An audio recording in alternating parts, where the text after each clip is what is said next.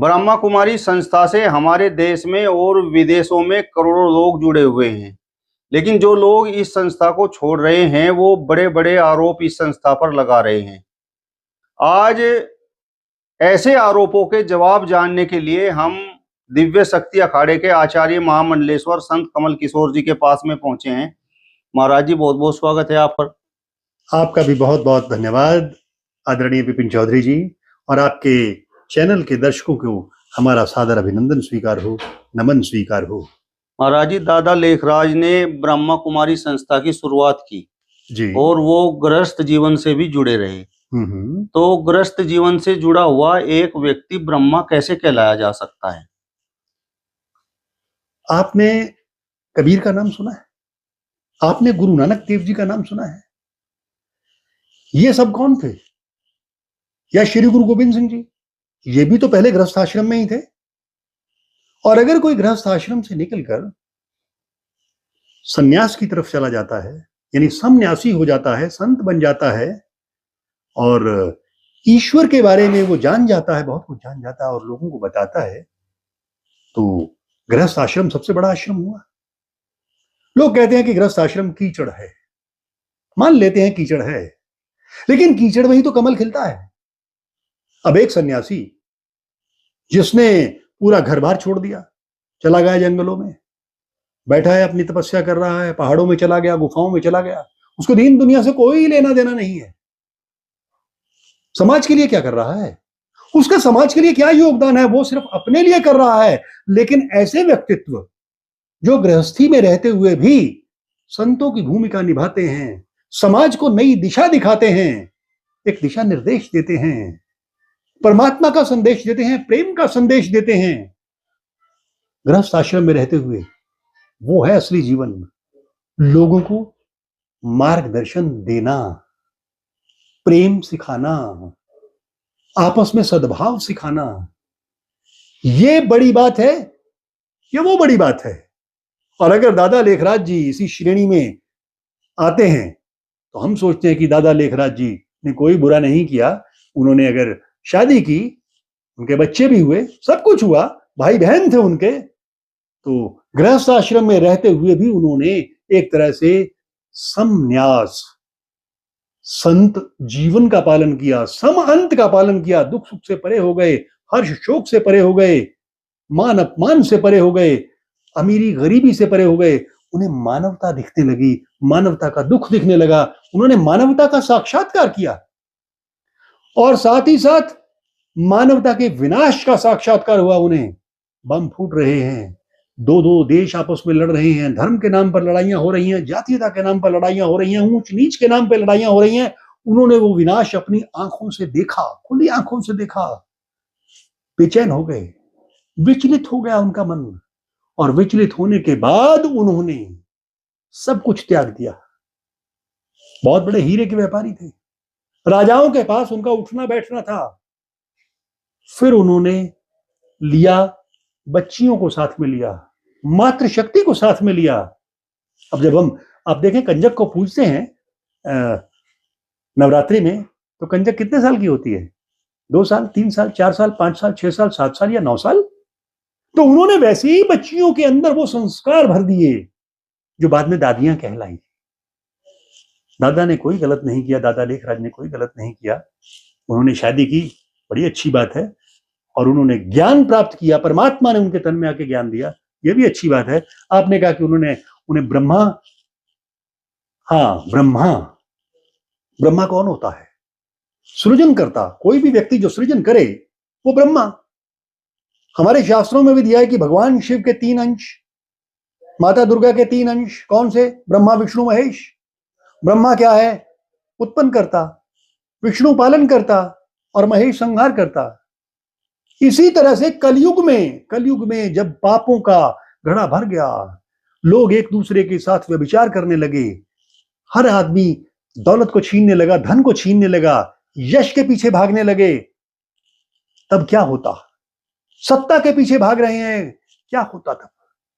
ये सृष्टि का विनाश होने लगा। आपस में 2 देश लड़ रहे हैं, उनसे पूछा जाए कि आप आपस में लड़ क्यों रहे हैं, वो कहते हैं हम चाहते हैं कि हमारे देश में शांति हो। शांति कैसे होगी? दो देश आपस में लड़ रहे हैं शांति के लिए। मुस्लिम समुदाय हिंदू समुदाय से लड़ रहा है, किसके लिए? शांति के लिए। ये शांति ऐसे कैसे आएगी? तो आपस में ये जो लड़ाइयां चल रही हैं, विनाश हो रहा है, वो दादा ने अपनी आंखों से देखा। परमात्मा शिव, निराकार परमात्मा शिव, परम पिता परमात्मा शिव, अब उन्हें आना था, पृथ्वी पे आना था। कैसे आते? क्योंकि ये गीता में ही तो कहा जाता है कि जब जब भी धर्म की हानि होती है मैं अवतार लेता हूं। भगवान शिव कैसे आते? किसी ना किसी का तन तो चाहिए। अब एक छोटा सा प्रश्न उठता है, तन कैसा? क्या कुत्ते बिल्ली के तन में आते? तो क्या कुत्ते बिल्ली की भाषा आप समझते? या किसी दूसरी जानवर की या पक्षी की योनि में आते परमात्मा आते तो क्या हम उसकी भाषा समझते? मानव को समझाने के लिए मानव की भाषा चाहिए। जैसे आप देख रहे हैं कि यहां पर लाइट चल रही है, पंखे चल रहे हैं, एसी चल रहे हैं, तारों के बीच में एक बिजली जा रही है, करंट जा रहा है, क्या वो दिखाई देता है? उस करंट को आप मान ले निराकार, निराकार शिव मान ले। अब उसे आकार देना है, हमें देखना है, तो कैसे देखेंगे हम? तो देखेंगे तो भाई पंखा चल रहा है तभी तो उसका आभास होगा, ट्यूबलाइट जल रही है तभी तो उसका आभास होगा।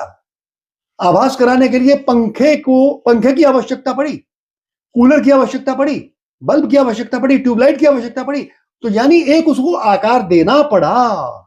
वो आकार ही सृजन करता परमात्मा शिव ने उसके तन में आके, बाबा दादा लेखराज के तन में आके एक अच्छा तन उन्होंने चुना और उसके तन में आके कहा कि तुम नई सृष्टि का सृजन करो। इस विनाशकारी कलयुग सृष्टि जो बिल्कुल पापों से भरी हुई है, इसे पुण्य की ओर ले चलो, यानी कलयुग से सतयुग की ओर ले चलो, एक अच्छी सृष्टि का निर्माण करो। बाद में उनके भक्तों ने उन्हें ब्रह्मा बाबा का नाम दे दिया, क्योंकि वो भी नई सृष्टि का सृजन कर रहे हैं, तो ये अच्छी बात है। अगर उन्हें ब्रह्मा बाबा का नाम दे दिया तो कोई गलत नहीं किया है, नई सृष्टि का सृजन ही तो कर रहे हैं, एक अच्छी सृष्टि का सृजन कर रहे हैं, एक सतयुगी सृष्टि का सृजन कर रहे हैं। और अब तो दादा लेखराज जी इस पृथ्वी पे साकार रूप से नहीं है, अब तो वो चले गए। हाँ, लेकिन ब्रह्मा कुमारी आश्रम के लोग, ब्रह्मा कुमारी ईश्वरीय विश्वविद्यालय के लोग आज भी उस सृष्टि के निर्माण में लगे हुए हैं। दादा लेखराज जी ने तो शादी की हुई थी, लेकिन ब्रह्मा कुमारी संस्था कहती है कि जो पति पत्नी होते हैं वो भाई बहन होते हैं। आत्मिक रूप से, आत्मिक रूप से आपका और मेरा आत्मा के साथ जो संबंध है वो भाई बहन का ही तो है, भाई भाई का ही तो है। आत्मा से वो भाई भाई हैं, शारीरिक रूप से हम अलग अलग हैं। शारीरिक रूप से हम कैसे दिखते हैं? मैं पुरुष दिखता हूं तो हो सकता है कोई स्त्री का शरीर लेके पैदा हुआ हो। और आप दूसरी बात और देखें, ब्रह्मा कुमारी ईश्वरीय विश्वविद्यालय में भाई बहन का रिश्ता क्यों बनाया गया? क्योंकि यही रिश्ता हमारे सनातन धर्म में सबसे पवित्र रिश्ता माना जाता है। इसमें काम वासना आती ही नहीं। वासना कहां आएगी? प्रेमी प्रेमिका में आएगी या पति पत्नी में आएगी, लेकिन काम वासना से परे हट जाना, उसको परे हटा देना। तो उन्होंने कहा कि आपका आत्मिक रिश्ता है आपस में एक दूसरे के साथ। ब्रह्मा कुमारी भी शादी करती हैं, ब्रह्मा कुमारी शादी करती हैं, लेकिन किसके साथ? निराकार परमात्मा शिव के साथ। हमारी आरती में भी तो ये रहता है, तुम ही हो माता पिता, तुम ही हो बंधु सखा, तुम ही हो। एक ही आदमी, एक ही व्यक्ति बंधु भी है, भाई भी है, सखा भी है, माता भी है, पिता भी है, सब कुछ है। पति का अर्थ होता है मालिक, और पूरी सृष्टि का मालिक कौन है? एक ही है, वो है परमात्मा शिव। और वो परमात्मा शिव के साथ शादी करती हैं। तो इसमें भी हम सोचते हैं कि शायद कोई गलत काम नहीं करती हैं, ठीक करती हैं। परमात्मा शिव के साथ उनका रिश्ता है, उसी को उन्होंने अपना पति माना है, उसी को अपना मालिक माना है, और उसी की आज्ञा अनुसार चलती हैं, तो ठीक है। ब्रह्मा कुमारी संस्था पति और पत्नी के बीच में दरार पैदा करने का काम कर रही है। नहीं, गलत बात है। आप अभी हम कटनी गए थे, उससे पहले हम मेहसाणा गए थे, वहां पर 1200 युगल में पति पत्नी आए हुए थे वहां पे। हमने तो उन दोनों के बीच में कोई दरार नहीं देखी, 1200 परिवारों के बीच में कोई दरार नहीं देखी। उनके बच्चे भी साथ में आए हुए थे, लेकिन वो फिर भी ज्ञान में चल रहे हैं। ज्ञान होना एक अलग चीज है। ये कुछ लोग अफवाह फैलाते हैं कि ब्रह्मा कुमारी जादू कर देते हैं, काला जादू जानती हैं, लाल जादू जानती हैं, सम्मोहित कर लेती हैं, वशीकरण जानती हैं। हम तो कहते हैं भी हाँ भाई वशीकरण तो जानती हैं। अरे वशीकरण वो प्रेम का वशीकरण जानती हैं, वो आत्मा से आत्मा के संबंध का वशीकरण जानती हैं, वो ज्ञान का वशीकरण जानती हैं। अगर उसके वश में कोई हो जाता है और आपस में कोई प्रेम करने लगता है, नफरत छोड़ के, लड़ाई झगड़ा छोड़ के कोई प्रेम करने लगता है और उसको ज्ञान हो जाता है, तो उसे वशीकरण का नाम दे लो। पति पत्नी को उन्होंने आज तक कभी किसी को अलग नहीं किया। मैं भी आपके सामने उदाहरण हूं। मेरी भी एक पत्नी है, मेरे भी बच्चे हैं। मैं भी ब्रह्मा कुमारी आश्रम से 1995 से जुड़ा हुआ हूं, जाता हूं, आता हूं, उन लोगों के सम्मेलनों में जाता हूं, उनसे बातचीत होती है। हमें तो ऐसा कुछ दिखाई नहीं दिया वहां पे। हमें तो वहां प्रेम के दरिया बहते हुए दिखाई देते हैं। ये सब झूठ है। कुछ लोग, जो लोग वहां से आप कह रहे हैं छोड़ के आए हैं, ब्रह्मा कुमारी आश्रम को जिन्होंने छोड़ दिया, उन्हें क्या चाहिए था? पद चाहिए था। उन्हें क्या चाहिए था? धन चाहिए था। उन्हें चाहिए था कि हमें सत्ता मिल जाए। वो उन्हें नहीं मिली होगी, क्योंकि जो बंदा लालच से जाएगा, जो इंसान लालच से जाएगा, उसे अगर वो लालच उसका पूरा नहीं होगा तो वो संस्था को छोड़ देगा, उस जगह को छोड़ देगा। ऐसे ही कई लोग हमें भी मिलते हैं। हमें भी कई लोग कहते हैं कि आपको वहां क्या मिलता है। हम उनसे पूछते हैं, भैया मंदिर में जाते हो? कहते जाते हैं। मंदिर में जाके माथा टेकते हो? टेकते हैं। भगवान के ऊपर कुछ रुपया पैसा या प्रसाद चढ़ाते हो? चढ़ाते हैं। तुम्हें क्या मिलता है चढ़ा के? तो कहते हैं शांति मिलती है। तो हम बोलते यहाँ भी तो शांति मिलती है, प्रेम ही तो मिलता है, और क्या मिलता है? ठीक है ना? तो ऐसा कुछ नहीं है कि वो लोग भाई बहन बना देते हैं या रिश्तों में दरार डाल देते हैं। ऐसी कोई बात नहीं है। आज तक हम पति पत्नी के रिश्ते में तो वो दरार डाल नहीं पाए। महाराज जी, ब्रह्मा कुमारी संस्था की 2-3 बार की गई भविष्यवाणी गलत साबित हुई है पृथ्वी के विनाश की। दादा लेखराज ने भी, आपने अभी कहा भी था कि उन्होंने स्पष्ट तौर पर देखा कि पृथ्वी का विनाश हो रहा है। तो लोगों का कहना यह है कि ये लोगों को डराकर इस संस्था से जोड़ते हैं कि पृथ्वी का विनाश होने वाला है। ऐसा भी नहीं है। आप देख रहे हैं वास्तविक रूप में पृथ्वी का विनाश हो ही रहा है। इस समय यूक्रेन और रूस में युद्ध लगा हुआ है, इजराइल और फिलिस्तीन में युद्ध लगा हुआ है। बांग्लादेश के हालात आपके सामने हैं, पाकिस्तान के हालात, अफगानिस्तान के हालात आपके सामने हैं। चीन के ताइवान के साथ संबंध अच्छे नहीं है, चीन के जापान के साथ संबंध अच्छे नहीं है। ये सब लोग आपस में लड़ रहे हैं। कहने को नाम शांति, और सबसे ज्यादा अशांति फैला रहे हैं। हथियारों के बल पे, डंडे के बल पे। हर देश ये चाहता है कि मेरे पास मेरी मुद्रा सबसे ज्यादा मजबूत हो, मेरा देश सबसे ज्यादा मजबूत हो, और उसके लिए झगड़े चल रहे हैं। दादा लेखराज ने विनाश देखा, खुली आंखों से देखा, विनाश देखा। वो विनाश हमने भी देखा। आप देखेंगे कि आने वाले समय में, बल्कि इसी वर्ष आप देख लीजिएगा कि कई देशों का भूगोल जो है वो चेंज हो जाएगा। उनकी सीमाओं का भूगोल चेंज हो जाएगा। आप देखिएगा, थोड़े दिनों की बात है, ज्यादा नहीं। भविष्यवाणी उनकी गलत साबित नहीं हुई। हां, दादा लेखराज जी ने तो सिर्फ यही कहा कि मैंने विनाश देखा, अब कलयुग का अंत होने वाला है और सतयुग की तरफ हमें जाना है।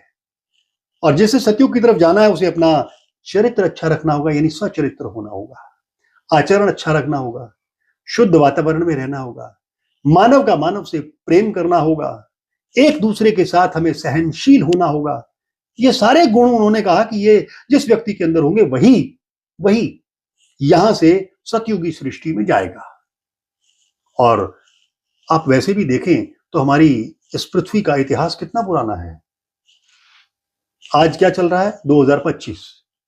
इससे ईसा पूर्व चले जाओ, 1000 साल का वो इतिहास मिल जाता है। तो 2025 में 1000 जोड़ दो तो 3025 साल का इतिहास ही तो हमें मिलता है।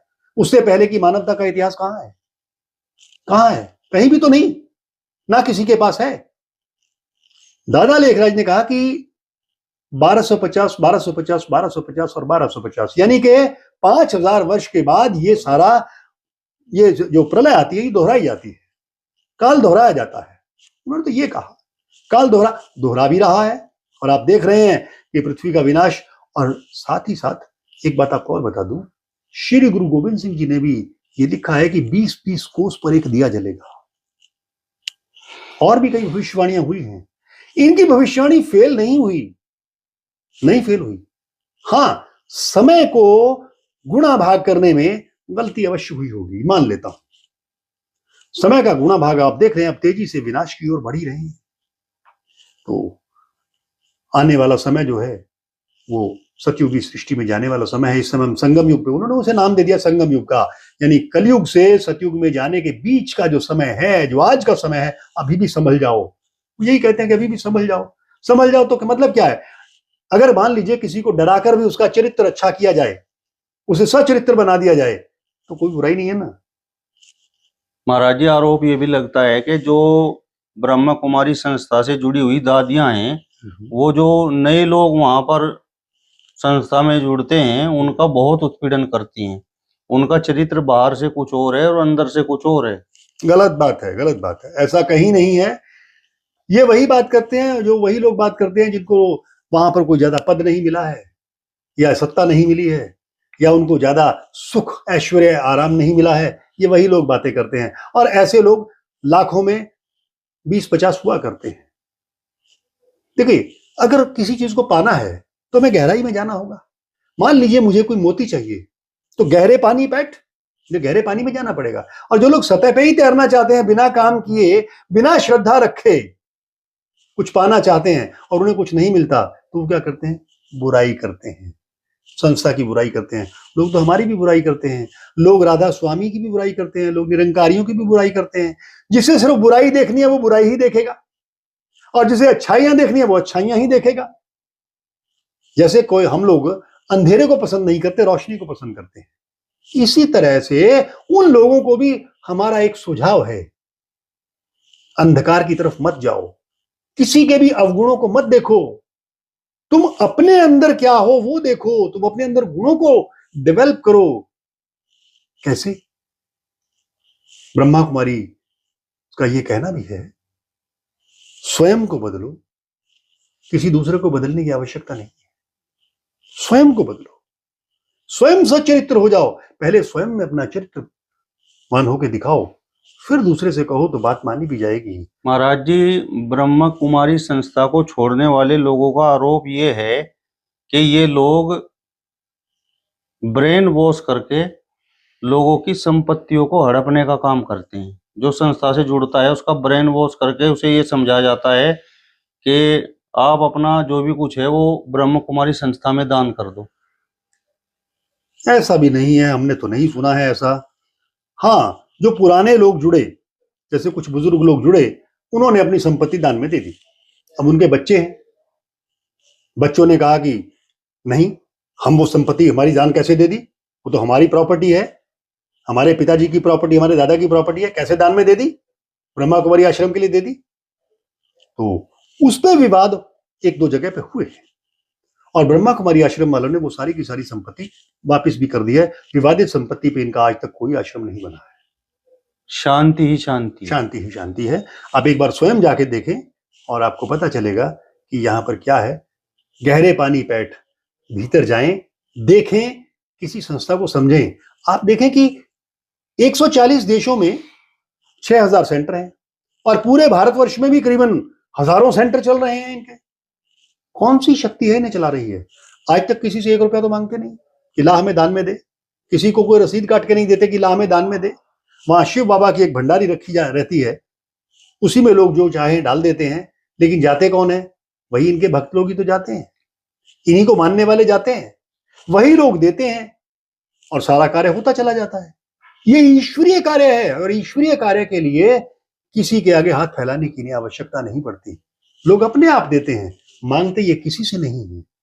और इतना बड़ा कार्यक्रम चल रहा है इस सृष्टि को बदलने का, नव निर्माण का, तो मैं तो ये समझता हूं कि ये ईश्वरीय कार्य है, और ईश्वर की कोई शक्ति चला रही है, परमपिता परमात्मा शिव की शक्ति चला रही है। और दादा लेखराज ने भी अपने आप को कभी भी ये नहीं कहा कि मैं भगवान हूं, कभी भगवान नहीं कहा। उन्होंने कहा कि हम सब उस भगवान शिव की संतानें हैं, वो परमात्मा है तो हम आत्माएं हैं, और हम आत्माओं को उसी लोक में वापस जाना है, सचखंड में वापस जाना है, ब्रह्मांड लोक में वापस जाना है।